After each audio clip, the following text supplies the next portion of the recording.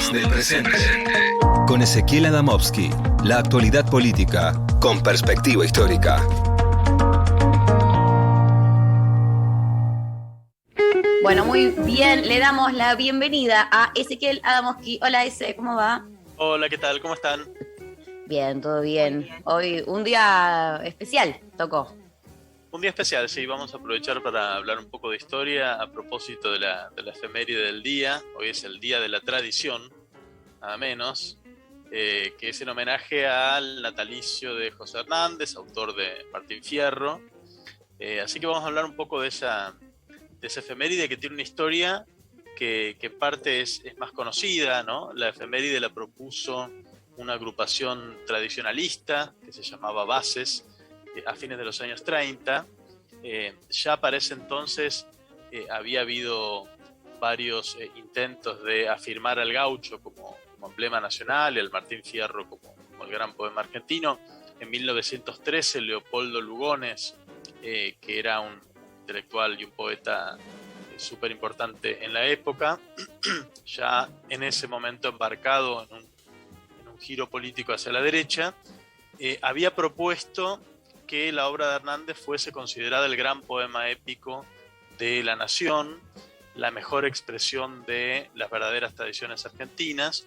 Él proponía un poco al gaucho como una figura que sintetizaba lo mejor de la patria, ¿no? Era una figura de un hombre caballeroso, libre, valiente, leal, pero también respetuoso de las jerarquías sociales, y se imaginaba un poco a este gaucho como una especie de antídoto contra el cosmopolitismo, las ideas revolucionarias, los disturbios obreros que Lugones identificaba con los inmigrantes europeos, ¿no?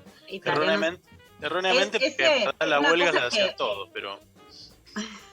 Perdón que si vos hablás que se impone en la década del 30, o sea, como todo discurso, cuando es funcional a algo, ¿no? Recordemos que la década del 30 es la década dorada de Milei, ¿no? La reivindicación de Milei es básicamente volver a la década del 30, y por otro lado, aunque parezca pictórico o frívolo, en esta última foto que con María estamos bromeando, pero de Mauro Icardi, que además imita a su cuñado vestido como gauchesco, tiene que ver también, aunque sea en el Louvre con la boina, con un fuego en televisión que yo bardeo, pero tiene que ver con la idea, yo soy el hombre de antes, ¿no? Como el macho de pelo en pecho, que era la reivindicación del gaucho, más allá de que es el gaucho de verdad.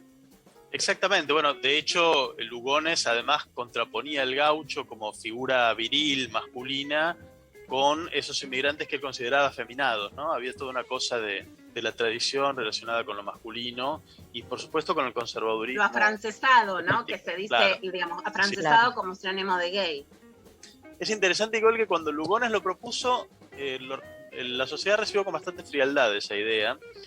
Todavía en ese momento había bastante prejuicio sobre la figura del gaucho, que recuerden ustedes que en el siglo XIX era la gran figura de la barbarie, ¿no? La figura de lo que había que dejar atrás, sí. La figura contraria al progreso, ¿no? Pero bueno, en la década del 30, como bien decís, Luciana, encontró un clima más receptivo. En la década del 30 hay que recordar que es el gran florecimiento de todo el nacionalismo más de derecha, la seducción del fascismo, y fue justamente con ayuda de Manuel Fresco, que era el gobernador que había sido electo en la provincia de Buenos Aires después de un fraude escandaloso. Manuel Fresco era un conservador muy cercano al fascismo.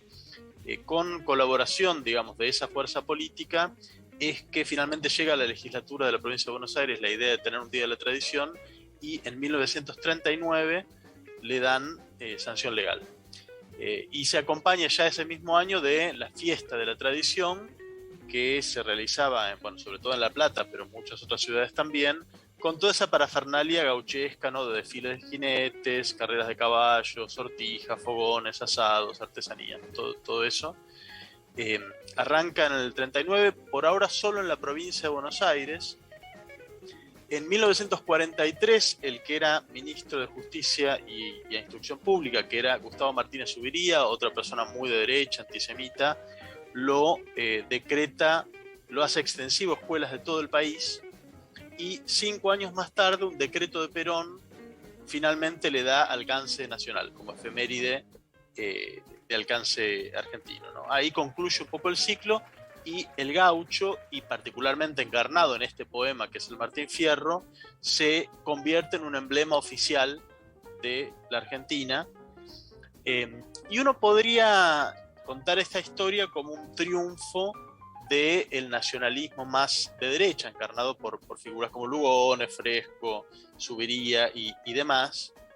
Sin embargo, fue una victoria dudosa, una victoria pírrica, como suele decirse, ¿no?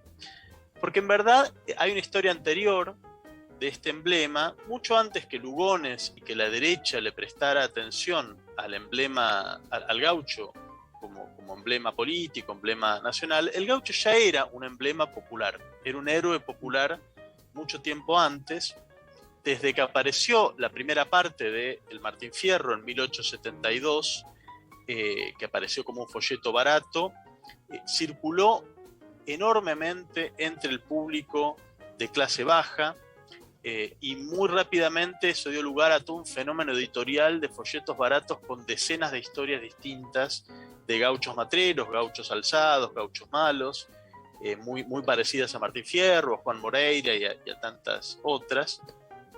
Inicialmente el público culto no le dio ningún valor literario al Martín Fierro.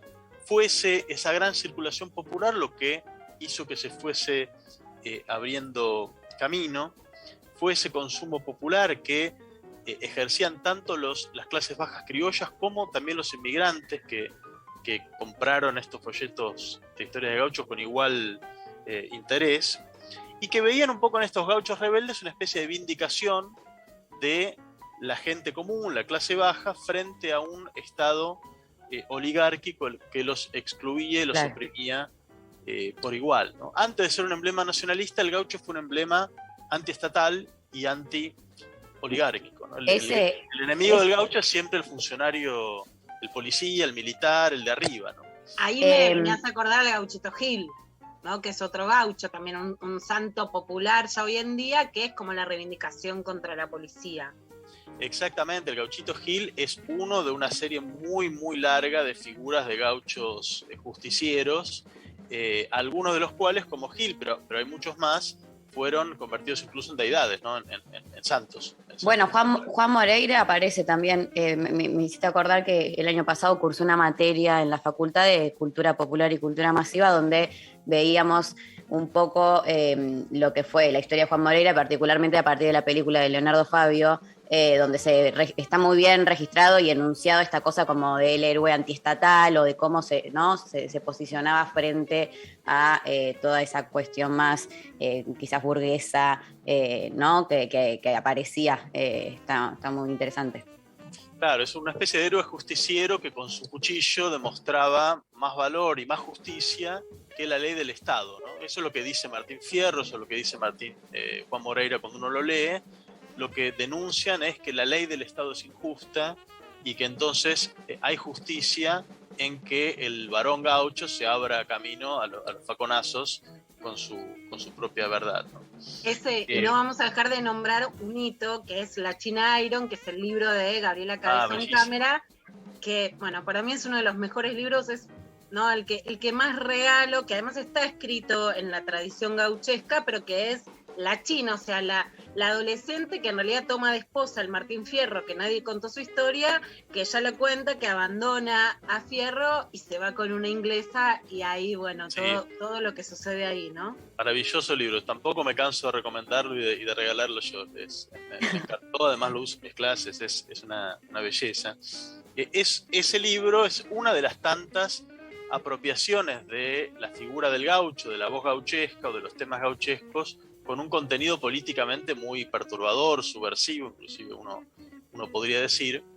Y es interesante que antes de que los nacionalistas se trataran de apropiar de la figura del gaucho, los primeros que le dieron un uso político como emblema fueron en verdad los anarquistas, a fines del siglo XIX, porque el gaucho matrero parecía como especialmente diseñado para la prédica anarquista, ¿no? Era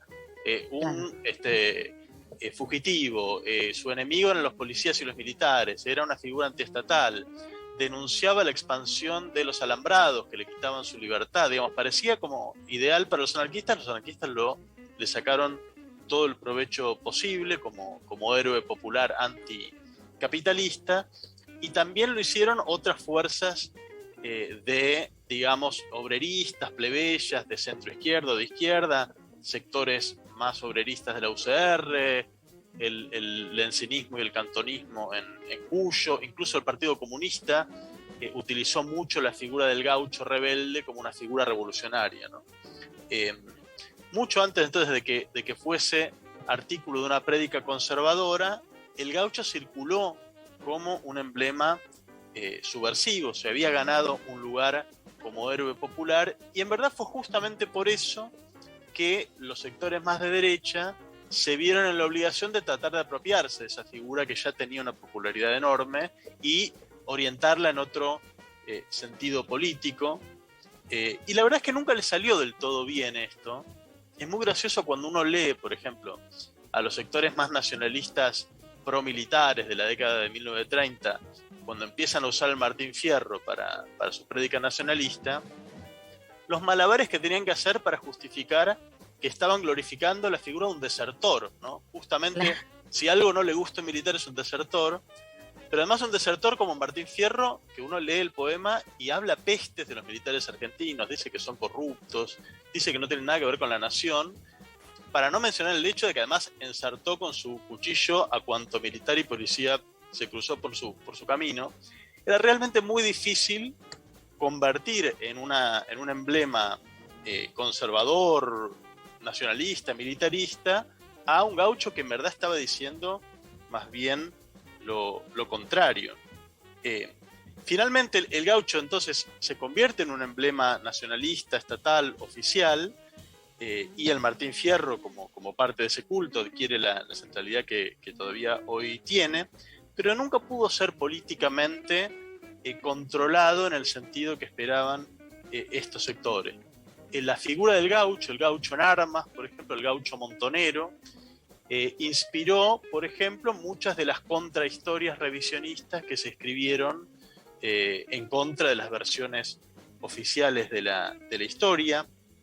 En los años 60 y 70 la figura del gaucho rebelde, del gaucho federal, tiene una centralidad en los debates políticos enormes, tanto que la organización Montoneros eligió su nombre precisamente en homenaje a los gauchos montoneros federales. Uno podría mencionar la película Los hijos de Fierro de Pino Solanas como una película de agitación del peronismo más revolucionario en esa época. De modo que, bueno, el gaucho fue un emblema. Y después la dictadura pone al gauchito en el 78 en el Mundial, ¿no? O sea, una disputa ahí de quién es el gaucho. Había una disputa grande y los montoneros en la época de la dictadura le responden al gauchito, rediseñando el gauchito del Mundial, le ponen una vincha y una tacuara y lo hacen un gauchito más indígena y más revolucionario, ¿no? Hay toda una lucha para apropiarse de esta figura del gaucho, en la cual los sectores de derecha nunca consiguen un éxito completo, y la figura del gaucho sigue alimentando visiones disidentes, visiones rebeldes, visiones desobedientes que pueden distintos grupos políticos sacarle el jugo, ¿no? Las historias de gauchos nos dicen un montón de cosas acerca de nuestro pasado, pero es interesante que el emblema máximo de unidad nacional, que es el gaucho, es un emblema tan disputado y tan dividido, ¿no? Que puede servir tanto para mensajes conservadores, patriarcales, de orden, de respeto a las jerarquías, como para exactamente lo contrario, ¿no? Es interesante. La idea es moderna también de la gauchita, que nace en la revista Hombre, que es otra idea fuera de Playboy, que era mostrar desnudos, una idea más misógina, y la gauchita es básicamente, sos gauchita, es básicamente si haces sexo oral, ¿no? Nace como la pregunta de la sumisa, la geisha argentina, ¿no? La de si vos estás dispuesta a hacer favores sexuales más allá de tu propio placer. Claro, no había seguido esa versión de lo gaucho. Es Muchos un años uso de de la versión masculina de eso que es la gauchada, ¿no? La ser gauchada gaucho, ser sería ser gauchada, ¿no? homosexual. Claro, pero retraducido con esa visión patriarcal, ¿no? El Día de la Tradición, entonces, que estamos celebrando hoy, tiene como protagonista central un personaje que nos habla de una tradición que es bastante distinta de la que habrían esperado los nacionalistas, que es la tradición de disputas, de desacuerdos y de enfrentamientos políticos que hemos tenido, que a esta altura del partido habría que decir que es nuestra verdadera tradición nacional, ¿no? Por la durabilidad y presencia que tiene, esa sería el desencuentro sería nuestra tradición nacional principal. Así que bueno, con esta evocación del Día de la Tradición, quería concluir la columna de hoy. Perfecto. Me encantó. Yo soy muy fan de las que son más históricas, ya lo sabe Ezequiel. Pero bueno, me encanta. Gracias. Vamos a hacer el ranking de las favoritas. A mí me gustó mucho también la de que los ricos, cuanto más ricos son, más egoístas son. Esa me encantó. Sí, esa también entra en el Me gusta mucho la historia y la de los ricos malos.